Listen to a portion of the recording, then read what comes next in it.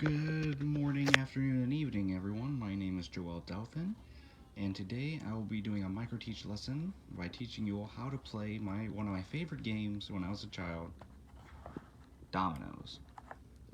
Some of you have been familiar with dominoes for a very long time. You like to stack them up in a line and then eventually just tilt them over.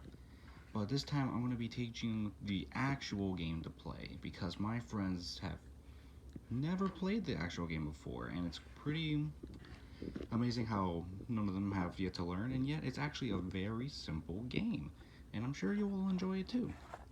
So, some of you may have heard the game type called the train, or some people have heard, or you may have heard others call it the Mexican train, but this game has actually originated in Italy. For a fun fact, there are many types of different versions of the game. Dominoes is known as one of the top 4 popular games next to backgammon, card games, and chess. And there's even a Chinese version known as Pai Gao. So I'm going to teach you how to play the train game. There are other different types such as the 5 simple rule, a 35-point match, and a 61-point match. But we'll get to that after I teach you the main mechanics of the train. So this game can be played up to 2 to 4 players. If you have a 4-player game, that's great because there's a total of 28 dominoes, as you can see on this box. And the dominoes go from blanks to 6. So you can have a double blank, blank 1, blank 2, blank 3, all the way to double 6. And because of that, with a 4-player game, you won't have any extra dominoes to pick up from. But if you have a 2 to 3-player game, you will have extra dominoes for when you cannot go or proceed your turn.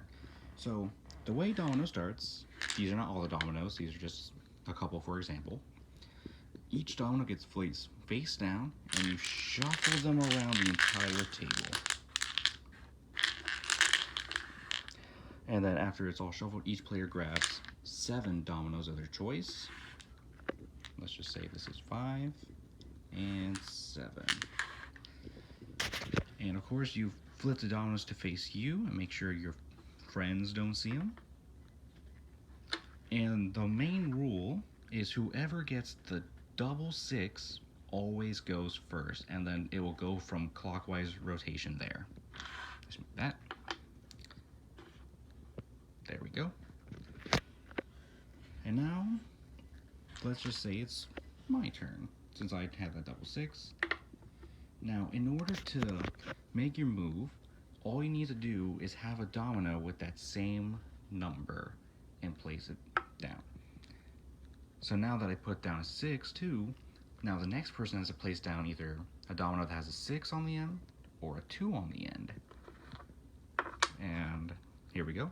This person has a 2, 5, and then you place down a 2. Now the next person has to place down either a 6 on the end or a 5 on the end. And then you keep continuously building up that train from there.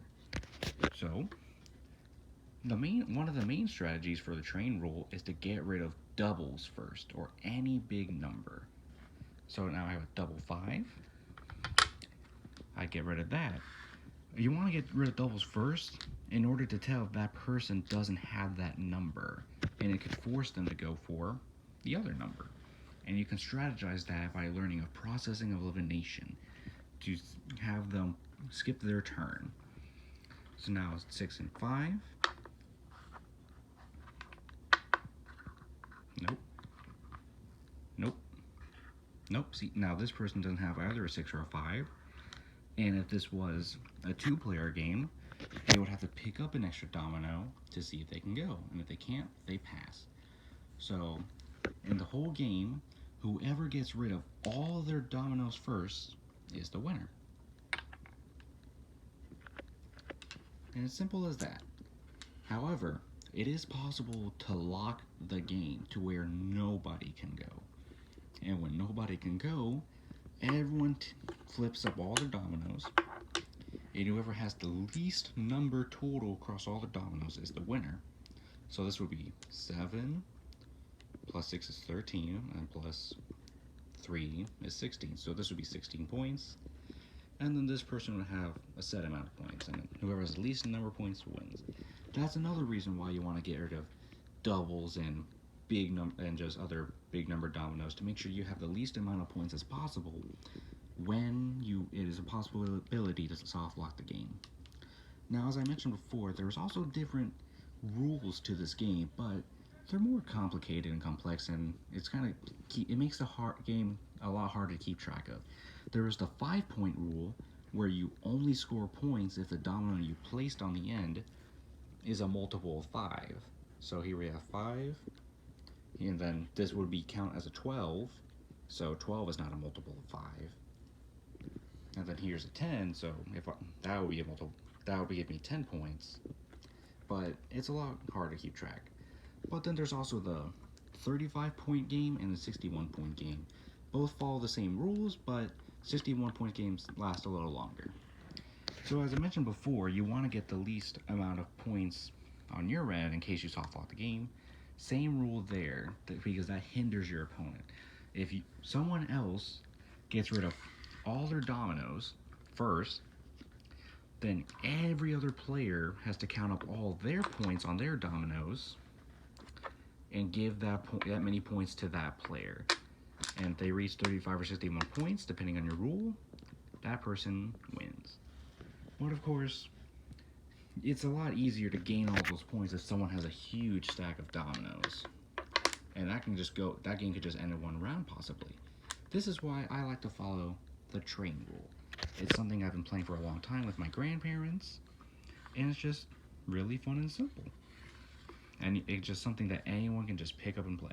And I hope you'll pick it up too. This is my micro-teach presentation, and hopefully you all learned something today. And if not, well, hopefully you enjoyed dominoes, and I would like to play against you sometime. Thank you.